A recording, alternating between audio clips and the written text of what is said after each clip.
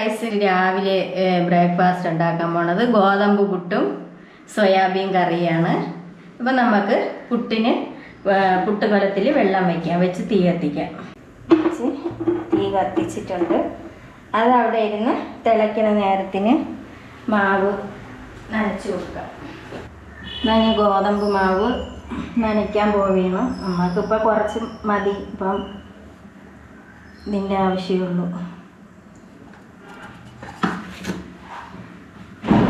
അതിനാവശ്യമായ മാവ് എടുത്ത് ഇനി ഇതിലേക്ക് ഉപ്പൊഴിച്ച് കൊടുക്കാം. ഞാൻ പൊടി ഉപ്പല്ല ഇടുന്നത്, ഉപ്പ് ചാറാണ് ഒഴിക്കുന്നത്. ഒഴിച്ച് വെള്ളം ചൂടാക്കി വെച്ചിട്ടുണ്ട്. അപ്പോൾ ആ വെള്ളം കുറേശ്ശെ ഊറ്റി നനയ്ക്കാം.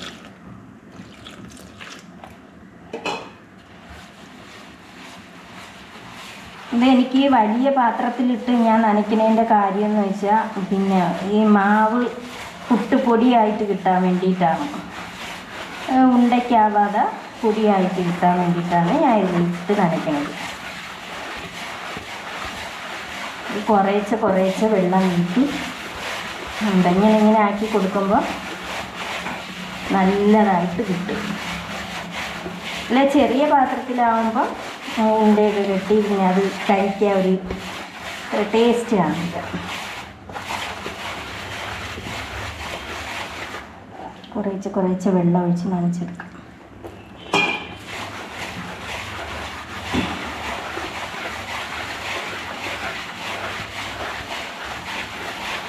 അപ്പോൾ ഇനി ഇത് നനച്ചെടുത്തതിന് ശേഷം കാണാം.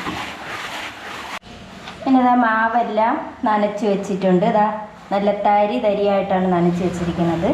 അപ്പോൾ ഇനി പുട്ടൂറ്റി എടുത്ത് അതിലേക്ക് തേങ്ങ ഇട്ട് കൊടുത്ത് നമുക്ക് വാരി വയ്ക്കാം. ഇത് നല്ല ടേസ്റ്റാണ് ഈ പുട്ട് ഇങ്ങനെ നനച്ചെടുക്കണം.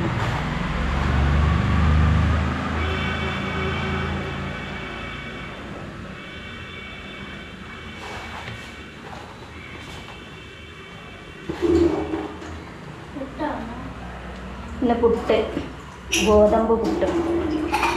അപ്പം ഇനി ഇത് പുട്ട് കലത്തിലേക്ക് വെച്ചു. വെള്ളം തിളച്ച് നല്ലോണം വെട്ടി തിളയ്ക്കണം. അപ്പം അതിരുന്ന് ആവി വരട്ട്.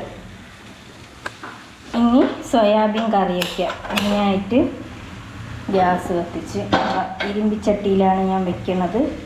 വെള്ളം കിടക്കണം, ആ വെള്ളം ഒന്ന് വാർന്ന് കളയാം. അപ്പം ഇതൊന്ന് ചൂടാകുമ്പോൾ എണ്ണ ഒഴിച്ച് കൊടുക്കാം.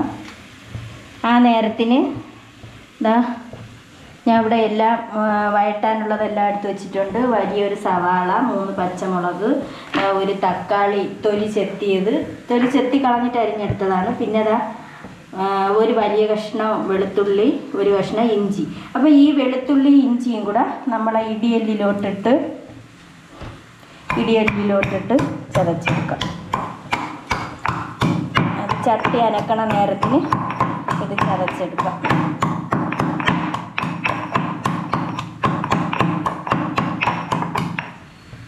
ഇഞ്ചി ഇത്തിരി കൂടെ ഒന്ന് ചതയിട്ട്. അപ്പോൾ ഇത് ചതച്ചെടുത്തിട്ടുണ്ട്.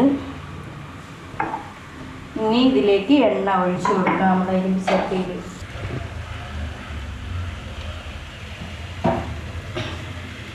രണ്ട് കടുക് ഇട്ട് കൊടുക്കാം. കടുകെല്ലാം പൊട്ടി നീല് സവാള ഇടാം.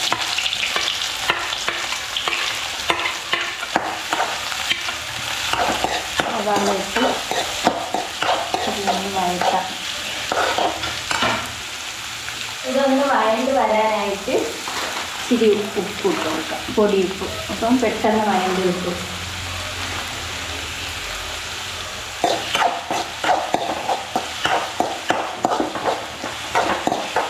ഇത് അരിഞ്ഞ് വെച്ച പച്ചമുളക് ഇട്ടാം. ഇഞ്ചിയും വെളുത്തുള്ളിയും കൂടെ ചതച്ചത് അതും കൂടെ ഇട്ട് കൊടുക്കാം. അപ്പോൾ ഒരുമിച്ച് കിടന്ന് വഴഞ്ഞെടുക്കാം. അപ്പോൾ ഇത് നല്ല ബ്രൗൺ കളറാവുന്നത് വരെ ഒന്ന് വഴറ്റി കൊടുക്കാം. ബ്രൗൺ കളറായി വരാറാവുമ്പോൾ അരിഞ്ഞ് വെച്ചിരിക്കുന്ന തക്കാളി ഇടാം. ഒരുവിധം വഴണ്ട് വന്നിട്ടുണ്ട്. ഇനി ഇത് അരിഞ്ഞ് വെച്ചിരിക്കുന്ന തക്കാളി ഇടാം. തക്കാളി ഇട്ടിട്ട് ഇളക്കി കൊടുക്കാം.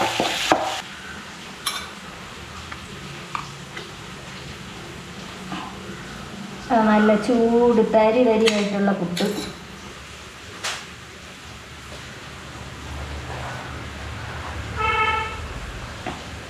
ഈ മണൽ കണക്കിരിക്കണം, നല്ല തരി അരിപ്പുണ്ട്. ഇതാണ് നല്ല ടേസ്റ്റ്. പിന്നെ തേങ്ങ വാരി ഇട്ടിട്ട് നമുക്ക് ഇത് നിറച്ച് കൊടുക്കാം. ഇനി ഇത് അടുപ്പിലോട്ട് വയ്ക്കുക. ഇപ്പം നമ്മളെ തക്കാളി ഒരുവിധം ആയിട്ടുണ്ട്. ഇനി ഇതിൽ കിടന്നങ്ങ് വെന്ത് ചേരും. അപ്പം ഇതിലേക്ക് മഞ്ഞൾപ്പൊടി ഇടാം. മഞ്ഞൾപ്പൊടി തീ കുറച്ചിട്ട് കൊടുക്കാം. മുളക് പൊടി, വലിയ എരിവില്ല, അതുകൊണ്ടാണ് ഞാൻ പിന്നെ 1 സ്പൂൺ മല്ലിപ്പൊടി ഇട്ട് കൊടുക്കാം. മല്ലിപ്പൊടി 2 സ്പൂൺ ഇട്ട് എനിക്ക് ഇളക്കി കൊടുക്കാം. അപ്പം ഞാൻ കുറച്ച് ഇച്ചിരി തേങ്ങ എടുത്ത്, ഒരു ശകലം തേങ്ങ എടുത്ത് ഇതാ പിഴിഞ്ഞ് വെച്ചിട്ടുണ്ട്. ആ തേങ്ങാപ്പാൽ ഇതിട്ട് ഒഴിക്കാം.